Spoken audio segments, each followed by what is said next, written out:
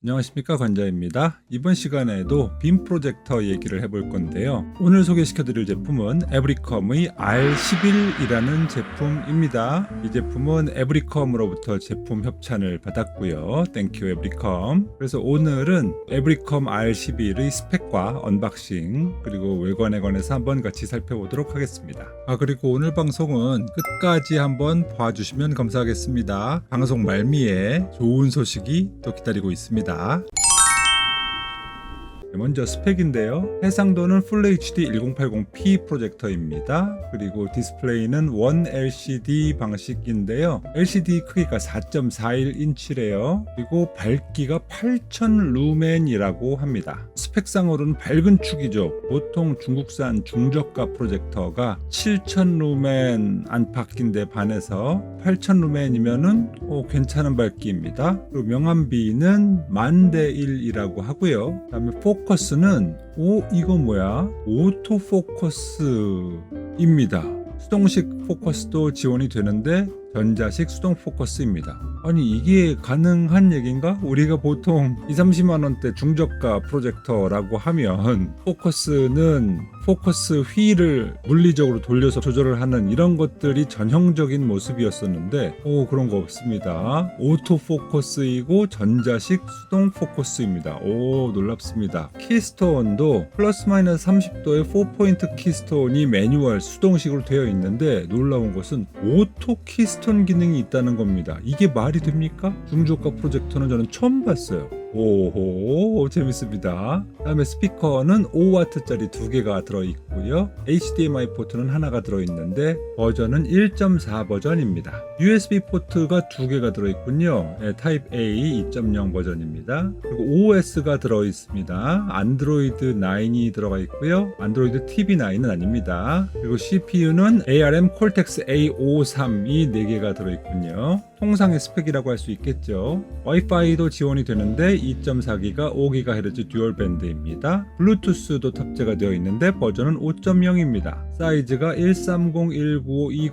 그리고 무게가 1.9kg. 뭐 나쁘지 않습니다. 자, 그럼 이 제품을 뭐와 비교를 해볼까? 제가 아까 전에 R11의 외형을 잠깐 보여드렸을 적에 이거 비슷한 거 본 것 같은데? 라고 생각나시는 거 없습니까? T4의 땡6와 한번 비교를 해보도록 하겠습니다. 해상도는 동일하고요. 디스플레이도 원 LCD인데 땡6의 경우에는 LCD가 4.5인치라고 합니다. 거의 동일한 LCD라고 보시면 되겠습니다. 근데 밝기가 차이가 나는군요. 땡6는 6000 루멘이라고 했습니다. R11이 훨씬 밝군요. 실제로 얼마나 밝을지는 다음 시간에 한번 성능 테스트하면서 알아볼 수 있을 것 같습니다. 명암비도 5000대1이라고 하는데 명암비는 잘 모르겠고요. 포커스가 땡6는 일렉트릭 수동 포커스라고 했었죠. 근데 그때도 제가 기억이 나요. 와, 중저가 프로젝터에서 일렉트릭 수동 포커스라고? 대단한 걸 하고 감탄을 했던 기억이 나는데 이번에 R11은 그보다 한 단계 더 발전을 해서 오토포커스를 보여주고 있다는 것이 전 너무 신기합니다. 키스톤이 땡6의 경우에는 플러스 마이너스 40도 4포인트 키스톤인데요. 여기에서는 수직 키스톤이 오토라고 했었죠. 그래서 역시 R11이 한 단계 더 발전한 모습을 보여주고 있습니다. 스피커는 똑같이 5W짜리 2개가 들어가 있고요. 땡6에 HDMI 포트는 하나가 들어가 있는데 2.0 버전이 들어가 있습니다. 야, 그러면 이건 R11이 못한 거 아니야? 예, 객관적인 스펙상으로는 한 단계 떨어지는 스펙이 맞죠. 그런데 사실상 의미가 없어요. 왜냐? 이 프로젝터는 1080p 풀 HD 프로젝터라고 했잖아요. 1.4 버전이 풀 HD 해상도를 100% 커버를 합니다. 즉 1.4 이상의 버전에는 풀 HD 해상도에 대해서는 동일한 퍼포먼스를 보여주기 때문에 2.0이냐 1.4이냐의 차이가 사실상 없습니다. USB 포트 같은 경우에는 땡6가 하나만 들어있군요. 그리고 OS는 동일하게 안드로이드 9이 들어있고요. CPU도 동일하게 Cortex A53 들어있습니다. 와이파이는 땡6가 2.4GHz만 지원을 했었군요. 그러면은 이것도 R11이 조금 더 우위에 있다고 할 수가 있겠습니다. 블루투스는 땡6가 4.2, R11이 5.0인 걸로 보면 스펙상으로는 5.0이 더 나은 것 같긴 한데 사실상 큰 차이는 없다고 보시면 되겠습니다. 사이즈가 이런데요. 보니까 사이즈가 비슷하다 싶죠. 그래서 요건 한번 비교를 해봐야죠. 실제로 비교를 해보면 이렇습니다.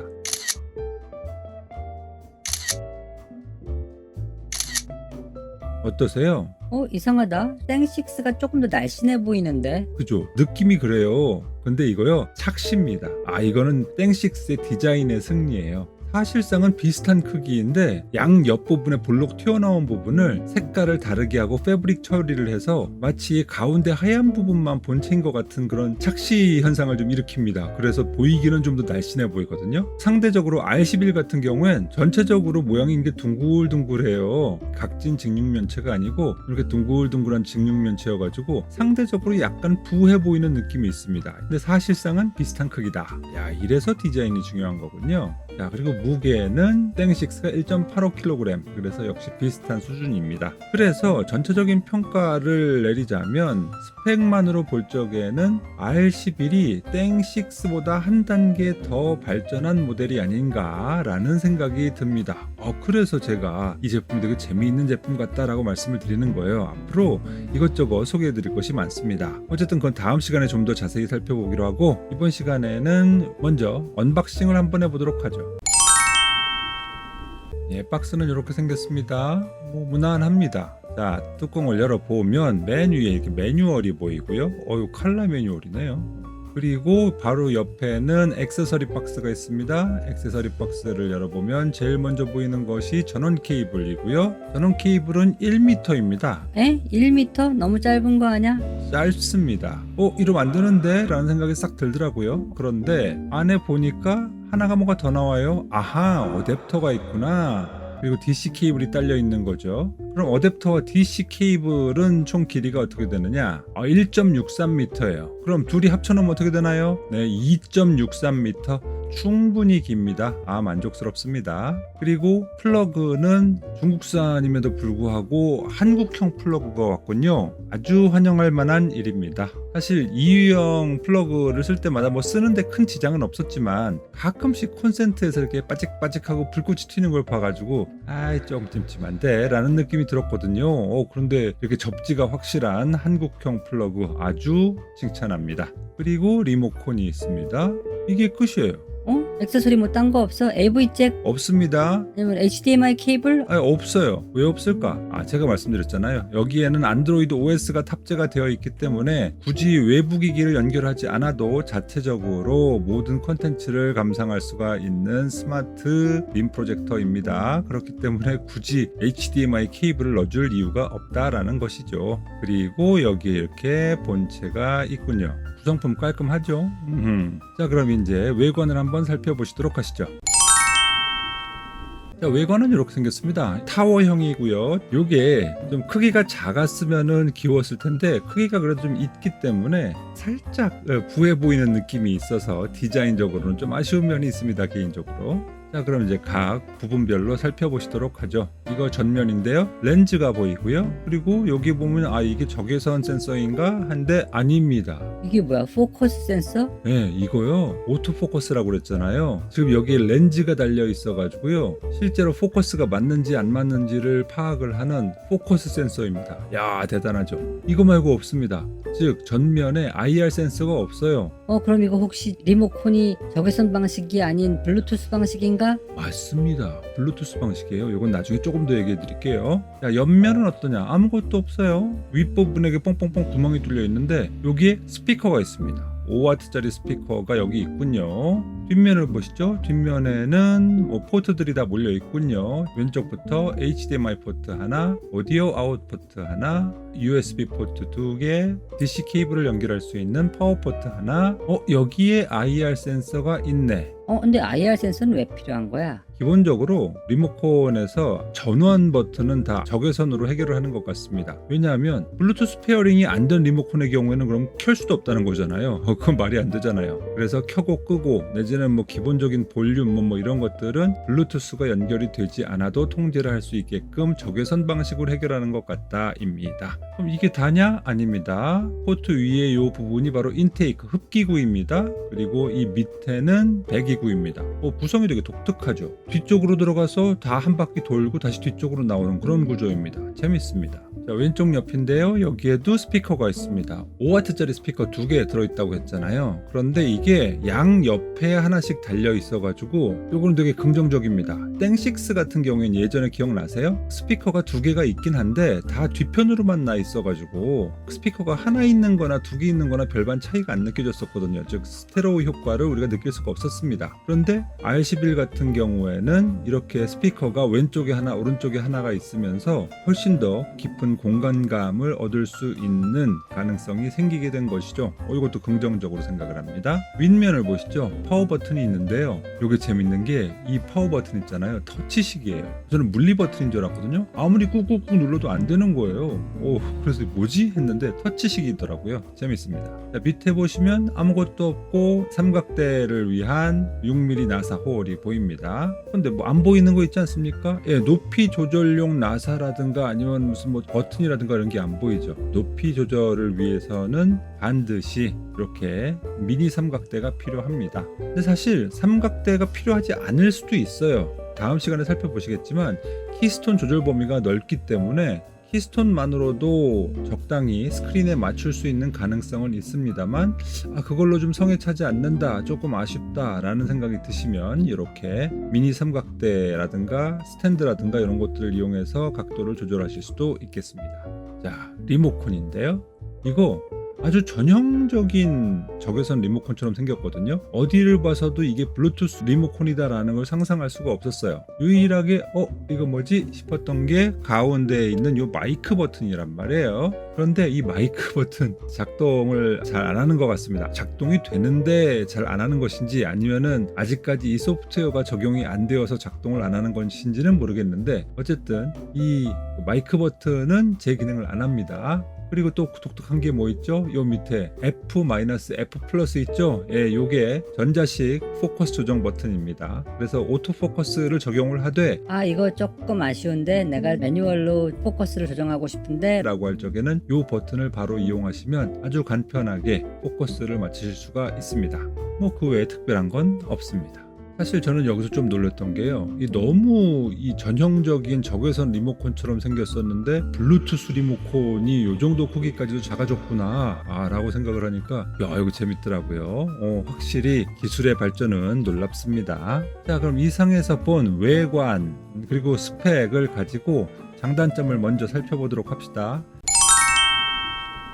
일단 아쉬운 점은요, 아무래도 기기 내에 높이 조절용 나사라든가 버튼 같은 것이 없어서 높이 조절이 생각보다는 좀 거추장스럽다라고 하는 것이 아쉬움이 되겠습니다. 물론 키스톤을 가지고 맞추기를 할 수는 있는데 제 스타일 아시잖아요. 저는 일단 기본적으로 물리적으로 화면을 먼저 맞춰놓고 거기에 세부적으로 키스톤을 조정하는 것을 좋아하기 때문에 그런 면에서는 높이 조절이 원활치가 않아서 꼭 미니 삼각대를 써야 하는 것이 좀 아쉽다라는 느낌이었고요. 다음에 OS가 안드로이드 TV OS가 아닌 그냥 일반 모바일 안드로이드 OS인 것이 조금 또 아쉽습니다. 아무래도 사용성이 안드로이드 TV OS에 비해서는 조금 못 미치는 것이 아닌가 하는 느낌이 있거든요. 그래서 그런 점이 좀 아쉽습니다. 그리고는 없습니다. 아쉬운 점이 2가지밖에 없다고? 네, 없다니까요. 혹시 시간 되시면 과거에 땡식스 리뷰에 가셔가지고 제가 아쉬운 점에 대해서 말씀드린 것을 한번 보세요. 그때 말씀드렸던 아쉬운 점들이 다 보완이 된 거예요. 뭐 굳이 말을 하자고 한다면 HDMI 포트가 하나 정도는 더 있었으면 더 좋지 않았을까라는 생각은 좀 듭니다. 물론 땡식스와 비교해서 USB 포트가 하나 더 늘어난 것은 상당히 좋은 개선이라고 보여지지만 그래도 프로젝터가 아무래도 거실용이기 때문에 이왕이면 HDMI 포트가 하나가 더 있어서 여러가지 확장성을 좀 담보할 수 있었으면 좋지 않았을까라는 아쉬움은 있는데 그렇다고 HDMI 포트가 하나밖에 없기 때문에 영 이것은 불편해서 못 쓸 정도야 라고 할 만한 정도는 아니거든요. 그래서 굳이 말한다면 그 정도의 아쉬움을 추가로 말씀드릴 수 있겠습니다. 자, 그럼 장점은 뭐냐? 일단 기본적으로 오토포커스, 오토키스톤 놀랍습니다. 중저가 프로젝터에서 이게 가능합니까? 근데 그거 뭐 되겠어 제대로? 야, 너 테스트 해봤어? 이거 맛배기로 보여드릴까요? 요래요.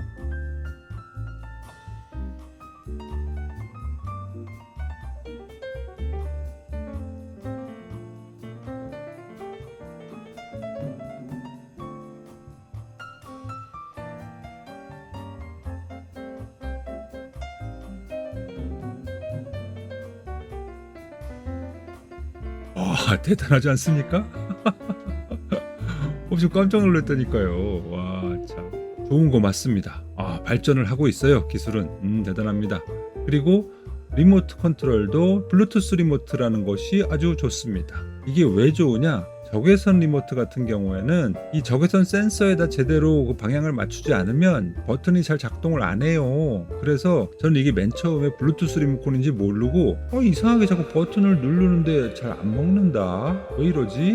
라고 갸우뚱했었거든요. 이거 불량품인가? 뭐 이런 생각까지 할 정도였어요. 근데 알고 보니까 이게 블루투스 리모컨이었더라. 그리고 이렇게 페어링을 시키고 나니까 너무 좋더라. 방향 타지 않고 리모컨을 쓰는데 아주 편하더라 라는 장점을 말씀드릴 수가 있겠습니다. 그리고 다음으로는 더스트 프리 스트럭처가 마음에 듭니다. 기존의 중저가 프로젝터들은 먼지에 취약했습니다. 왜냐하면 전체적인 구조가 공기에 노출이 되어 있었거든요. 그래서 팬으로 바람을 불어가지고 열심히 LED 광원을 시키는 건 좋은데 그 과정에서 이 빛이 지나가는 길이 다 노출이 되었기 때문에 가끔 가다가는 LCD에 먼지가 묻기도 하고 또 아니면은 렌즈 안쪽에 먼지가 묻기도 하고 해가지고 그것을 닦아내기 위해서 공을 들여야 하는 문제점들이 있었어요. 그런데 R11은 더스트 프리 스트럭처라고 해가지고 밀폐가 되어 있는 구조입니다. 요거는 예전에 땡식스 볼 적에도 잠깐 설명을 드렸던 것 같은데요. 요거 보세요. 클로스드 옵티컬 머신 구조라고 해가지고요. 이 안에 들어있는 요 광학 계열의 구조가 다 막혀 있어요. 그리고 들어보니까